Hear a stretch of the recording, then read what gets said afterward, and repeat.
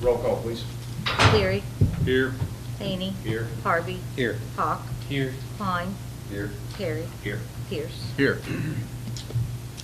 Moving on to the approval of minutes, we have the regular council meeting minutes of November 10th, 2022, and the finance committee meeting of November 10th, 2022. Do we have any edits, additions, omissions to those minutes? Seeing none, those minutes will stand as approved. Next up, we have audience participation. If you'd like to address council, please step to the podium, state your name, address, and you will have 5 minutes to approach council.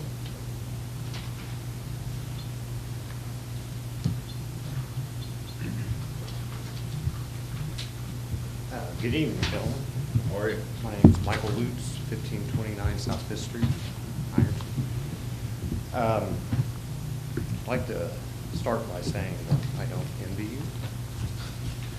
I'm here to talk about things that are on the agenda that kind of caught me by surprise. I was given, in your last meeting, I was given, there was a little bit of notice that something was going to happen in regards to the sober living issue that you all have been dealing with and trying to work through this. And it is a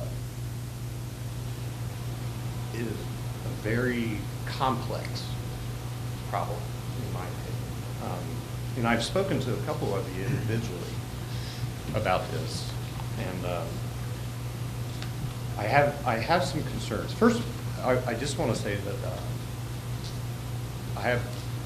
my purpose tonight is only to implore you guys not to declare an emergency and pass these tonight. I think that's problematic, given that really the public has had no notice of these ordinances. It was not in the paper, to my knowledge. The agenda was not in the paper, and this is a Monday meeting, which is not normal. And I know it happens every year at Thanksgiving, I get that.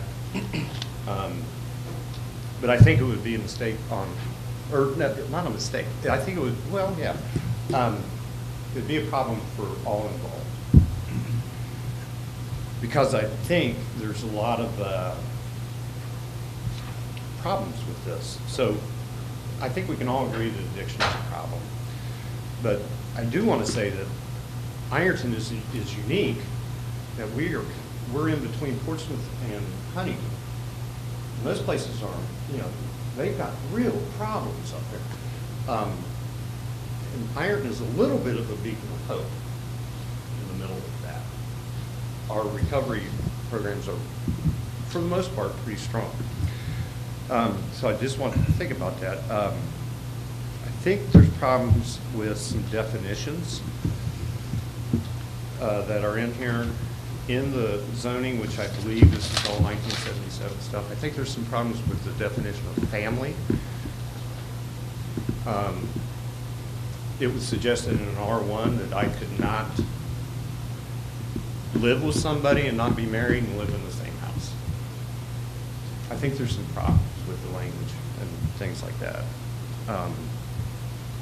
And in my opinion, there's a lot of problems. It seems that we're taking addiction and mental health and creating a potential, I'm not going to make it, civil rights problem that we're saying, okay, these illnesses are different than other illnesses. So you can't be treated in these certain places because of this illness. And addiction, substance abuse disorder is an illness. It's an illness. Okay, so I think you got some civil liberty problems.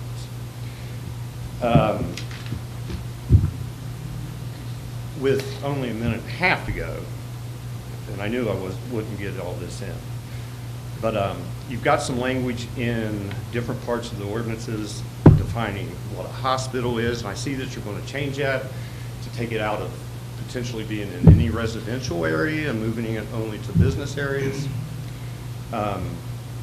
I don't see any language in it for grandfather. I didn't see that in the ordinances, that you're going to grandfather anybody in or out.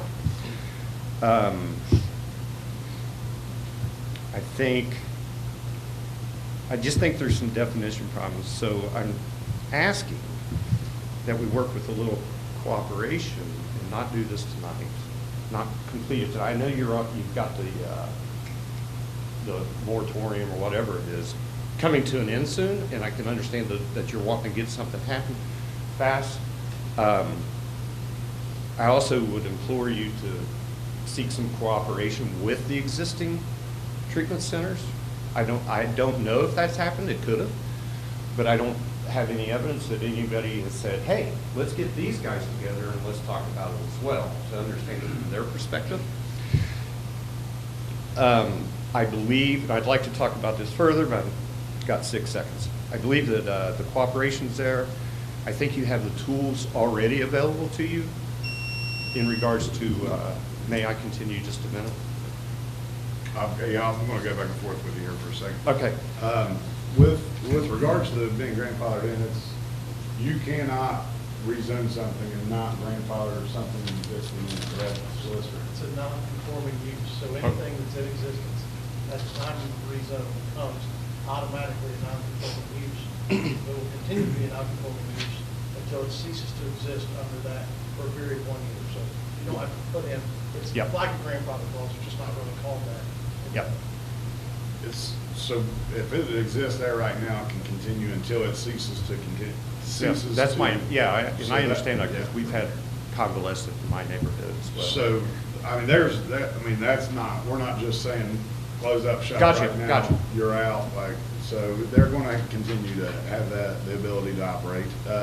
Another thing is, the family, the definition of family. There's nothing in it that says that you can't live with somebody else. It says you need to be blood related or married. Three people, three Okay. unrelated people, so. That's fine. Yeah, so, you know, you can live with it, whoever you want, up to 3 people. After that, it needs to be either a separate Okay. dwelling or anything like that, so. That's fine. And another thing is, with cooperation is,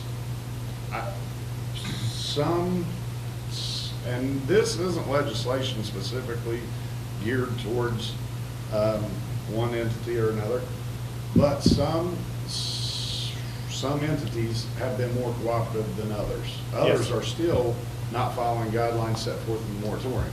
So, you know, we can only, you know, ask for cooperation, and if they're not willing to play ball with us, you know, No, well, and I agree with that. And, you know, it's like there's good mechanics in town and there are bad mechanics in town. But there's no way to regulate these. There doesn't appear to be any way that we're doing that with the moratorium and carrying on. There are good programs and there are bad programs. I completely agree. But we need to figure that part out and then establish a way to do that. Yes. Craig. Hey, Michael. Hi, Craig. There's also no mechanics in town that are bringing other people's problematic cars and leaving them sit on blocks and let them sit for days on days on days, and people complain and nothing gets done about them. And then we have to get involved, and then every meeting someone shows up to complain about the cars that are sitting around that mechanics are bringing to town that are problem cars, and and they're outside of the area of problem cars that we didn't really have to do anything about, because we have plenty of cars in town that that need fixed by our good and bad mechanics here in town. So the one point that I'll say to you is I understand what you're saying. I hear you loud and clear about, like, don't pull the trigger and pass these as an emergency tonight, and take some time. And the one thing I'll say back is we've really talked about this every meeting, every workshop since last December. Okay. And so we've tried back and forth with workshops, with emails, with questions to solicitor, with people that have come before council to try to do what we could in our power before the moratorium ends, so that we can get a handle on the problem for now. And so one of the things that we promised as a body was before the moratorium ends, we are absolutely gonna have some things in place. Okay. So I don't want you, I get what you're saying.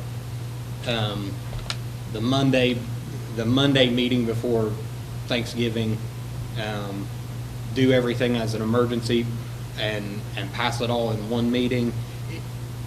That is true, but it hasn't been that way. No, I've watched every meeting. Okay. I want to interject here Thanks. because the reason why it's on tonight's agenda for the first reading is because we specifically stated this is going to go 3 readings no matter what. So Okay. the third reading is going to follow.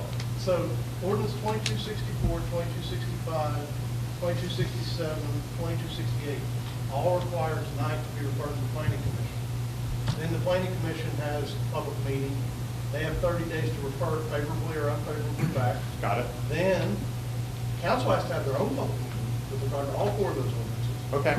Then it has to be given 3 readings after that. So nothing's going to happen on any of those ordinances tonight, because it can't by charter. Good. That's great. I think it, and I don't want you guys to think I've been sitting on the sidelines on this. I've been watching, intently, and I get it. I get it. I get the protection of neighborhoods, and I get that people are upset, but I think there are, the squeaky wheels get the grease, some of that.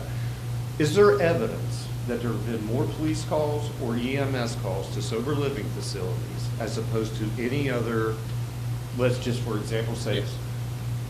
You could show that to me? Pam's brought us statistics on And it, it's, which actually was one of the things that started this whole conversation. Yeah. It's also affecting the cost of living for housing around here. It's You have evidence for creating, that? You have evidence for that? Yes. I would love if you guys could send me that evidence. Chris. also. I would love to be able to get a handle on it. How you doing, Mike? Chris? Hey. First, thank you for advocating for citizens in the city. This is how city government works. I know, yeah. So thank you for that. Actually, Craig stole a bit of my thunder, so I appreciate you saying what you said, because I've been on council for a year now, and I've got to tell you, the last couple of meetings before I was sworn in, you couldn't find a seat out there this time last year. It was such a hotbed issue. Every meeting for 2 or 3 or 4 meetings prior to December 1st. And I just want you to understand that anything that this body legislates when it comes to this kind of issue, when it comes to this specific issue, it's not a blanket piece of legislation without any level of concern. There are at least a couple of us on this body that are currently or have in the past worked in the recovery community. I'm aware of that. So like Craig said, every single meeting that we've had Mhm. since I've been on council, to some degree, large or small, this has been an issue during meetings, Yep. during workshops, during emails. So I just want you to understand that any type of legislation that comes forward from this body doesn't happen without a heart. There's not any person up here that doesn't have a high level of compassion for what's happening in our community. And I like your analogy, Portsmouth to Huntington. Ironton situations are smaller in scale, but they are still problems nonetheless. And there is documented evidence of some Yeah, of these. well, I'd like to see that. I just wanted you to understand, though, that these aren't things that we're just doing because we're just tired of hearing the city of Ironton complain about it. We've had lengthy and numerous conversations. Chris, I was on council for 6 years. I understand that. Nate? Mike, I do want to say, with those 5 ordinances that Brigham addressed, those are automatic, we're going to have 3 readings. Yeah. There's not an opportunity for our participation with the zoning. Mhm. But with the establishment of a business permit, that was originally put on 4 meetings ago, and given 3 readings, and opportunity for business owners to get feedback. Yep. We took that feedback, tried to put that into this current form Yeah. for this ordinance and for what it is right now. So, I mean, so there's input given into that specific ordinance, 2263. Yeah. Well, can I respond to a couple of things? Mhm. Is that okay? First of all, I'm not being confrontational. I'm really not coming down here to be confrontational, or, because I get both sides, okay? I think, so Craig, to your thing, is I've heard at meetings that some members of this body have even said that the people living underneath the bridge over by the Rich Oil have come from sober living homes. That's not true. That is not true. There's 2 people living under there right now. They've lived their entire lives here in Ironton, and they're just homeless. They didn't come from a facility. Okay? So that's not true. My experience, and I'll say right now, I am in a fellowship of a 12-step program. Okay? And I'm not going to remain anonymous. I've been 6 years sober myself, and I won't mention the program I'm in, but I will tell you that there's been indication that meetings are out of hand and that church services aren't church services. In 1936, 2 guys met in Akron, Ohio, and out of that came Alcoholics Anonymous. And in 1948, there was an alcoholics meeting established in Ironton, and it's still ongoing, and I'm not going to tell you where it is, but it's every week. It's twice a week. And so it's been going on for a long time. So I get that people are smoking and throwing cigarette stuff. Okay, let's deal with that as opposed to all the meetings. And then there's been suggestions by, I don't think the council, but people who have come down saying, well, church is on Wednesday night and it's on Sunday night. And I just call BS to that. That means that you're a Christian and you're nothing else. Okay, so now I'm just saying. Hang on a second, because you're getting way off topic, and this is about the legislation that's on the agenda, and you're Yeah. talking about people. Hold on, hang on a second. You're bringing up people that attended meetings, so none of us, they're not here to speak for themselves. Hang on a second, hang on. I am. So what we're going to do is, if you have anything else to say on these ordinances that we're getting ready to read, please address the ordinances and the ordinance only. That's fine. Not previous audience participants. I'm going to respond to Craig just real quick. The people, if you don't mind, when the people come from out of town and they leave the facilities, they don't stay here. And I know that from experience. I know it from watching them. They go home because they know where to get the drugs there. They don't stay here. One last thing. If you, in regards to that, the people that do stay here are employed all over this town. Okay? If you go into restaurants, they're employed. And the thing Okay, so about now this- back to the oh, ordinance. hang on a second, because your time's been up for a while, and we're Okay. getting ready to move on. But I do want to tell you that nobody up here doesn't think that there is a need for rehabilitation centers. I know. There's not a need for them where they're placed at, though. Rehabilitation centers are needed. We all understand that. We don't want to get rid of rehabilitation centers. We just want them to play by the rules. I agree. Okay? All right. I think Ms. they Luce, should. I appreciate your time. Okay. Please, you have my phone number. Please call me Yeah. if you have any other questions. Absolutely, Please. and I would like to know if I could come down and pick up the stuff that I asked for. That's something, the police. Just give me a call. Okay. Thank you. Thank you. Any other audience participation? All right. Moving on to communications, there are none. Reports, there are none. Moving on to ordinances. Marta, would you please give ordinance 2263 first reading? Ordinance to establish a business permit, first reading. Craig? So, Brigham created two different copies of ordinance 2263, and the one that got on our agenda, it didn't include a paragraph or a sentence in section 4. So I'd move to amend section 4 of the current ordinance that we have to the last sentence say the $2 fee shall be waived if any other business-related fee is collected by the city. I think you have a copy of that one somewhere in your email too, Marta. Sent November 10th, everyone should have a copy with the updated one. Section 4 is what now? Section 4 should have the sentence at the end, the $2 fee shall be waived if any other business-related fee is collected by the city. Jacob? I'll second that motion to amend. We have a motion by Craig and a second by Jacob to amend ordinance 2263. Roll call, please, Martin. Cleary. Aye.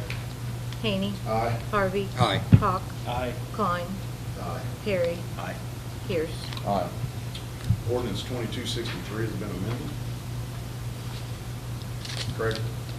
Move to give amended ordinance 2263 second and third reading by title only. Bob? I'll second the motion.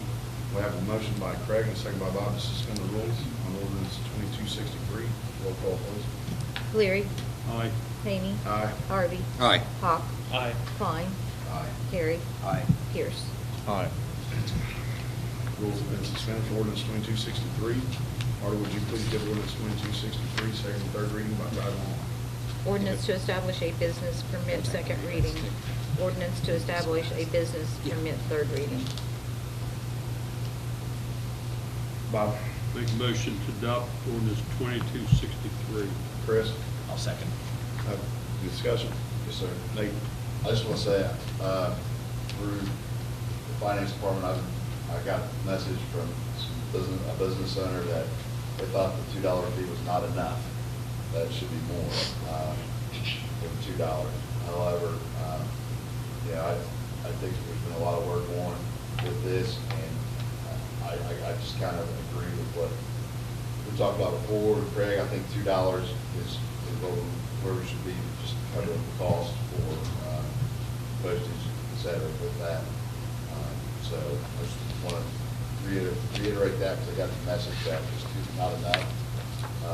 But again, I don't think the intent of it was to be taxing the businesses, just to be able to have a record of their business operation.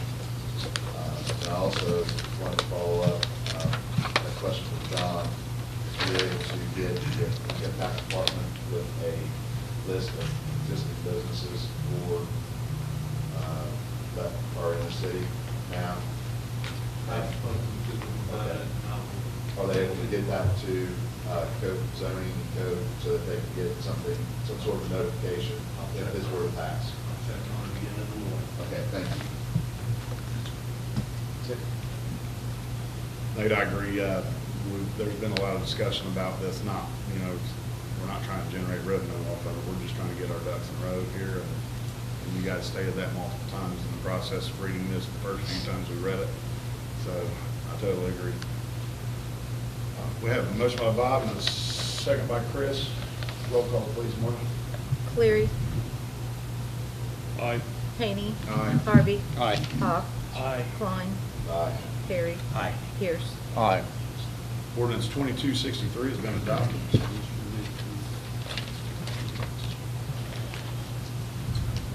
Moving on to ordinance 2264. Would you please give that first reading, Marty?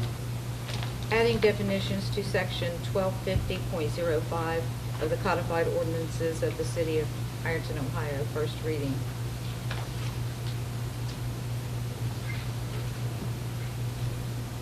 Craig?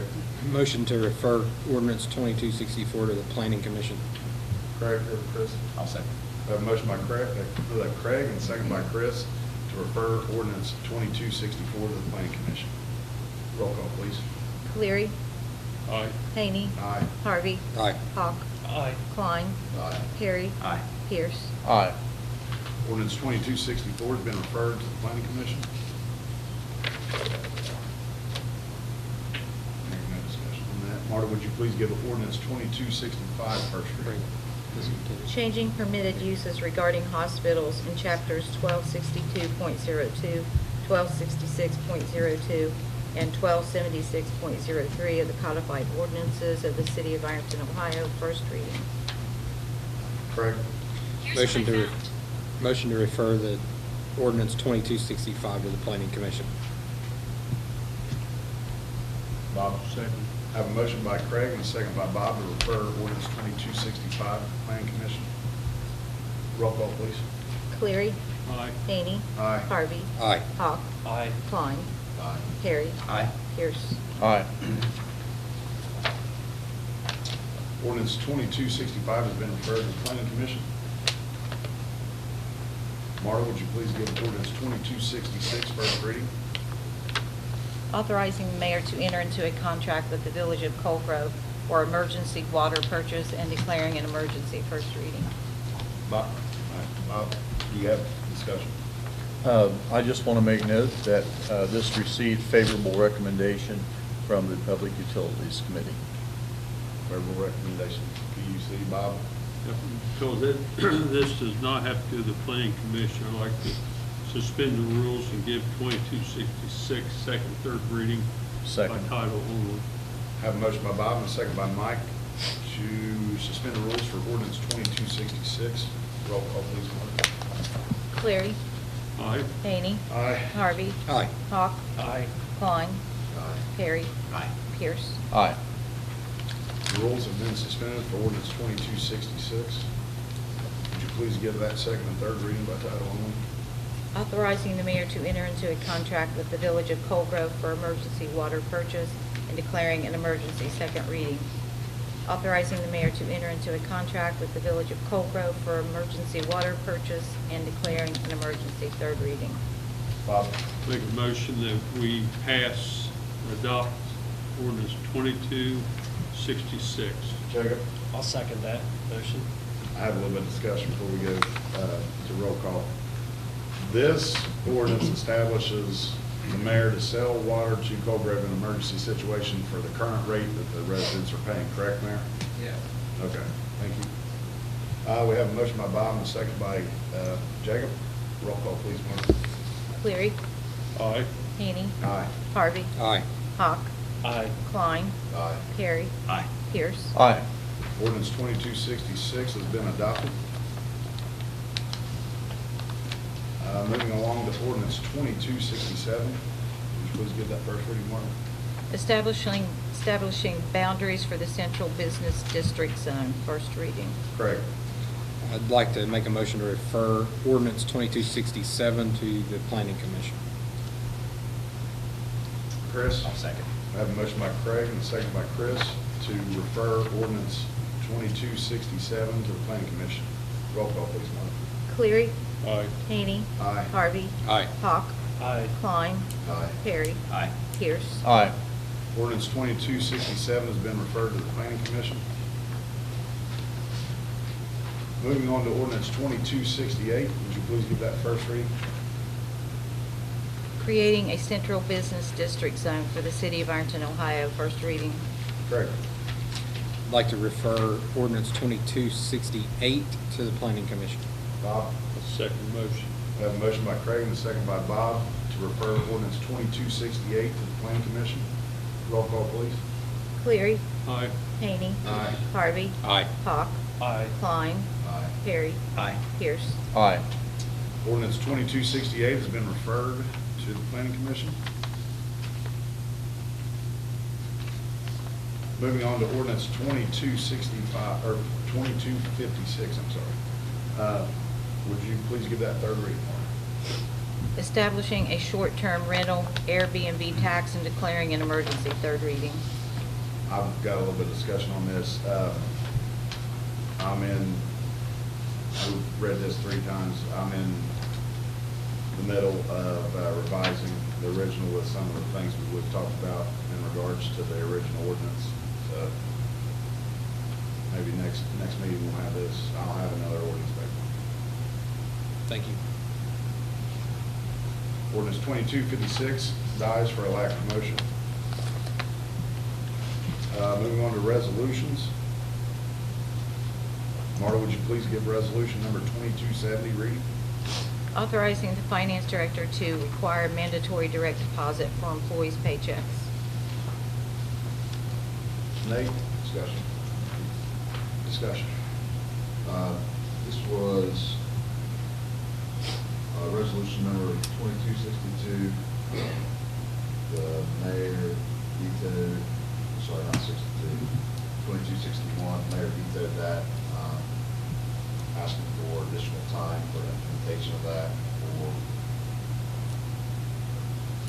for employees that would be affected by it. There's 5 of them. So the section was added, it's taken effective January 1st, 23. And on some, also in that letter with detail was some assistance in identifying bank accounts. Is that correct? Yeah, that there be some type of solution provided if you enforce it. You never know what someone's situation is on opening an account. I know past with other employers where they require direct deposit, they either give them your own or you provide them with like a company like that, their own checking account. You might have company like paychecks or,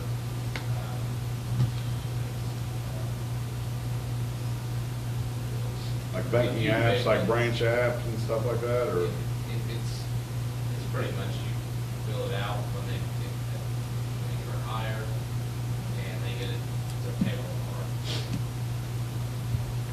But I think, John has done some legwork as far as local banks that are offering accounts with financial incentives for sign up. He has some of that information. Not that I think anyone will get denied a bank account. Right. If there's someone that has a challenge with it, then we will advocate for them on their behalf and develop the program. And a lot of my concern was also that it was right before the holidays, somebody doesn't get a paycheck. I'm going to just. That's what kind of what I was gonna say. It's a bad time of year to tie somebody's money up. You know, I mean, I don't know, Craig?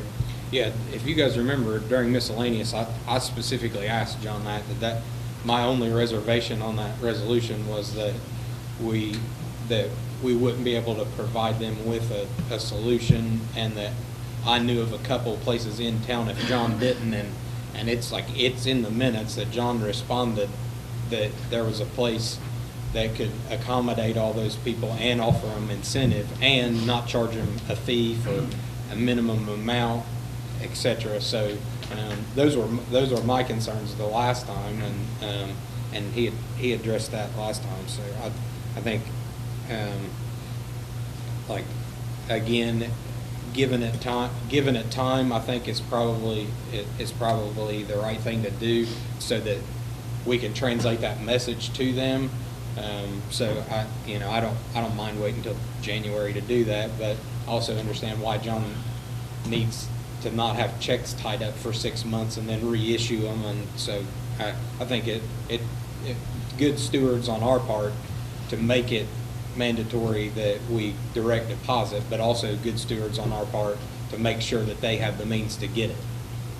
So. The checks that are outstanding though, or your like clothing allowance, or your meal ticket allowance, which I don't know if you have to necessarily cut those until they treat them, or if you can even put them in direct deposit, I don't know. I think we put through direct deposit.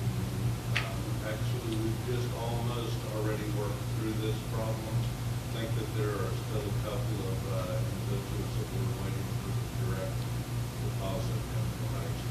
So it should be a good thing all the way around. Certainly it will prevent us from doing the same work 2 different times. Is there any way we can grandfather the people that, because the last thing I want to do is an employee that's been here, a good employee for 25, 30 years, and then sit here and force them to do something, I don't feel comfortable Well, that's what myself. I mean, the other part I Can we make it to where? if it's necessary, we could go to the 5 employees and talk to them about how they're receiving their check. That's why, I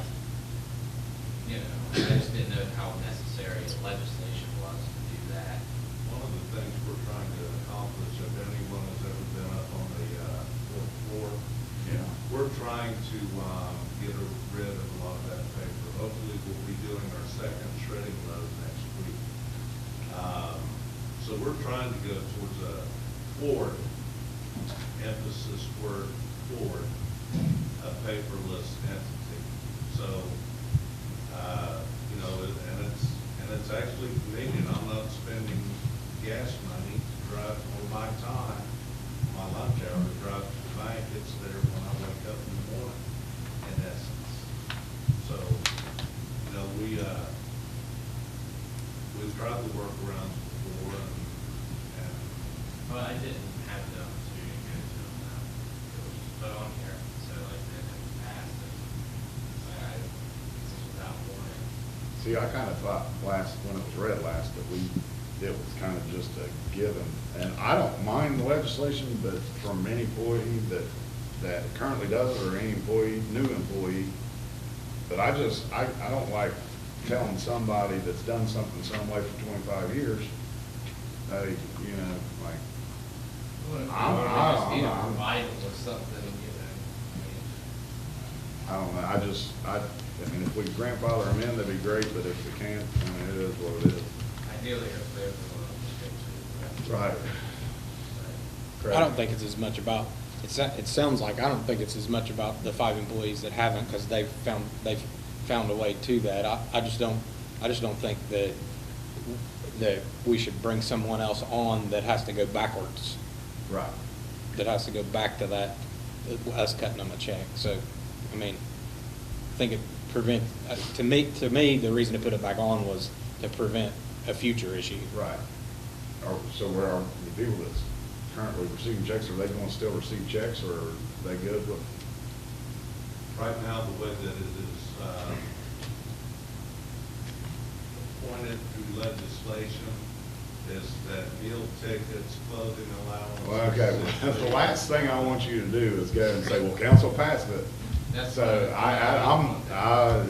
I get it, Well, because I know what's actually, going to happen. If you can remember, a couple of meetings ago, when Mac was sitting there, he said, this really doesn't have to be done. You can just require it. And I said, I would prefer a paper trail. Well, I would prefer not to have my name on it, though. We got any motions? Resolution 2270 dies for lack of motion. Moving on to miscellaneous. Have any miscellaneous, guys? Rick? You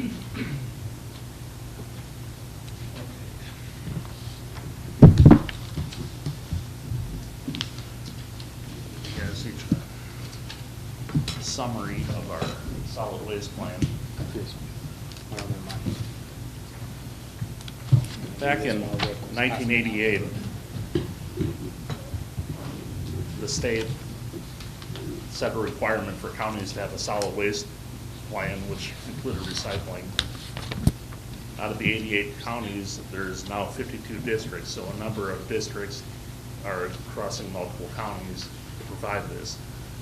So what I'm asking for is a resolution in support for our solid waste plan. Our solid waste plan is 235 pages of data, of opportunities, how we can recycle more.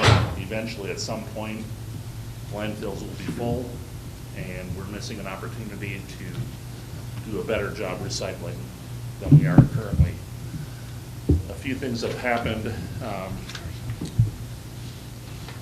We have 14 members on a policy committee, 7 members from each county, comprised of residents, elected officials, and so forth, that have been working for the last 18 months developing the solid waste plan. There should have been a resolution included. Sam, did you give them a resolution? No, we have, that's why I wanted to come and talk about it first. Okay. The highlights of it are our drop-off program isn't running as efficiently as it could. Some of the bins and locations are not being utilized to their fullest potential. Secondly, we've joined a program called the Reuse Corridor, and Mr. Haney the opportunity to meet with some of the folks that are on this reuse corridor, and it's basically members of the CAN, the Central Appalachian Network. Our local group is anywhere from Pittsburgh to Columbus, down to Johnson City, Tennessee, and pretty much all through here. Our goal is to find these recyclable materials and broker them within our own group of people. For example, well, I'll use mattresses, for example. In the last year, we've probably shipped 150 mattresses up to Athens, where they have a connection, where they send it off to a recycling place that cleans them and reuses what they can and repurposes whatever they can out of it. Less material going into the landfill. And we are basically working within that reuse corridor to find more opportunities. You know, obviously the low-hanging fruit, the cardboard, the metal, that kind of stuff we can handle locally, but some of the hard recycled materials, car batteries, lithium batteries, alkaline batteries, what are we doing with all that? Well, it's ending up in the landfill, and it's not good for our environment. So there's opportunities to refine our process for handling recyclables, and that's basically what this whole solid waste plan requires, or is shooting for. Our plan calls for a charm in each city, in each county, one in Scioto and one in Lawrence. And a charm is a center for hard recycled materials. Right now, the city is hauling all kinds of wet, heavy cardboard out to the landfill, and you're paying for that. Why do paper mills and people that are buying cardboard want it dry? Because of the way cardboard acts like a sponge. You put water in it, it doubles or triples the weight in no time. You guys are paying for that. Our goal is to educate people to bring their cardboard down to a facility instead of having the city pay that additional weight. You're paying for a lot of water to be dumped out in the landfill. Transportation costs, all these other things that are going into moving your materials is costing the city a fair amount of money. So our goal is to have a charm in each county, and if we need to talk about real estate, I prefer that we go into executive session after this. I really don't want all the information getting out.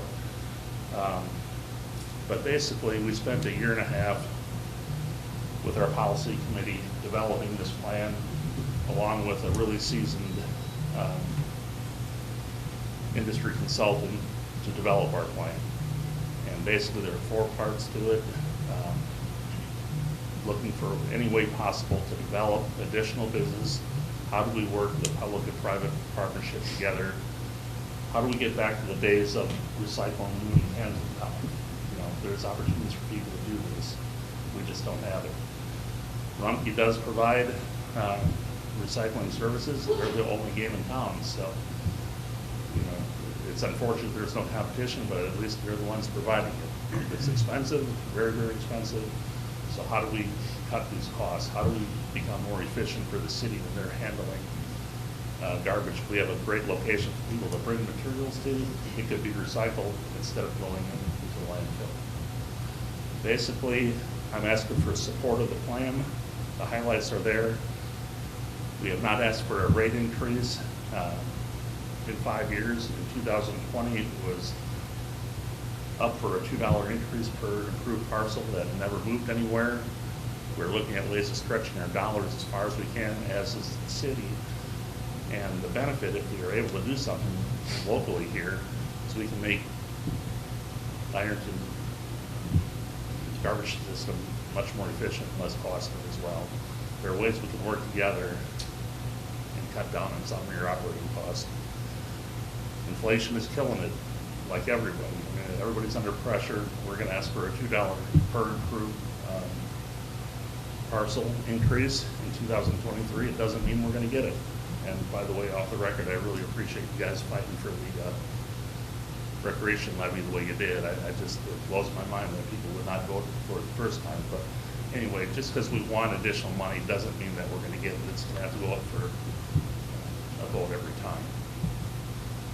So, yes, sir. I've got a couple things. Anybody else have any questions? Everybody get up to go to executive session. One thing, Mr. Jansen, the executive session, who do you need? Anybody regarding real estate? Mayor? Mayor? Who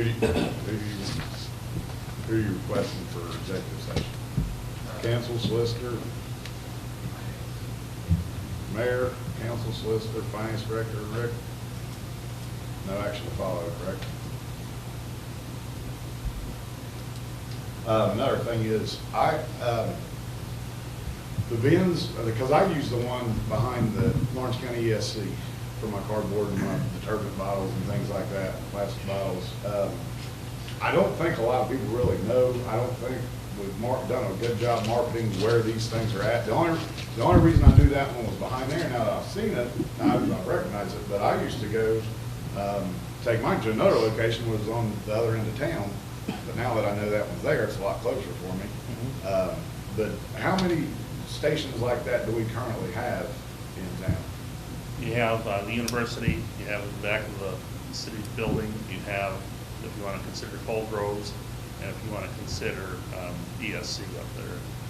Okay. So what our goal eventually would be is to take some of those underperforming areas and move into one central location. And when we get into the real estate side of things, it'll add a lot of credibility to what we want to do. High volume, high exposure, and educating people, hey, this is where I can bring this stuff. And I agree, a lot of people don't know, and they don't know how to recycle. And how do we start providing a better service to our residents? And one other question, which it's that time of year, asking, people are trying to find things to do with their leaves and things like that. Is that in the works for this Yes. charm location? Absolutely. What we're hoping to do, and I think the city's already started, on taking branches and leaves and yard waste and putting it in a container. Once we have enough for a full load, we have established a relationship inside of county with Dr. Mathuku, who has already got his license for a compost facility. So instead of paying to haul all that grass and leaves, even though leaves don't weigh anything, but wet grass weighs a lot, and your trucks are paying for that. Every time they go to the landfill, they're paying for wet, heavy grass, and that adds up in a big way. So part of this charm would have the ability to accept those materials, and we can ship them off and put them back to use instead of going into a landfill. I think there's also an opportunity there for us to have wastewater treatment plant sludge, which we have to ship. Exactly, and that's another phase of this as Dr. Mathuku gets his facility up, and there's a grading system up there. You go to level 1, 2, 3, and 4. The ability to get rid of that sludge and putting it into the compost facility, and again, reducing some of the costs that the city automatically has. So how do we look at this thing, and how do we do things differently to reduce your operating costs, provide a service to the taxpayer that they're not aware of now, and how do we do something good for the environment? Compost is great, landfills are not so great. I agree. So really, all I'm asking for is support of the resolution. Doesn't mean that we're gonna get your approval to increase taxes and fees, designation fees. I mean, that will all be something down the road, but I'm hoping we'll have more time to find ways to be more efficient. And I know the city has probably spent a whole bunch of money this year on the cleanup days. If we provide an opportunity for people to get rid of their couches on a daily way, instead of leaving them sit in an alley for 4 months or whatever, I think that's another benefit the city could realize is not having to pick this stuff up. People don't want to go to Rumpke and spend $75 to get rid of a couch or a mattress. They come down here and get rid of it for next to nothing. It's convenient. Recycle Fest also, I don't know if that can continue with this program, but that was fantastic. You were able to get, which the Ironton cleanup days are great too, but you're able to get rid of a lot more, I don't know if we call it hazardous, electronics and things like that, that I, like an old TV, that the picture was out on it, I stored it in my garage, I was able to get rid of it, some other things that I can't in the regular dump days. Our goal is to provide that 365 days a year, where people don't have to do this, where they're not throwing stuff in the alleys and dumping on each other's property and making it just easier for the city workers. There's so many benefits to this, but, we just need to get the resolution passed and start moving towards a more efficient recycling stream. Good deal. Thank you. Thanks, Rick. Mr. Lynch, Greg? Move to accept, file, and make part of the minutes, the City of Ironton, October 22 financials. Jacob? Second that motion. Have a motion by Craig and a second by Jacob to accept the financials for, what you said, October? Yeah. Yes, October. Roll call, please, Mark. Cleary. Aye. Hany. Aye. Harvey. Aye. Hawk. Aye. Klein. Aye. Perry. Aye. Pierce. Aye. Any other miscellaneous?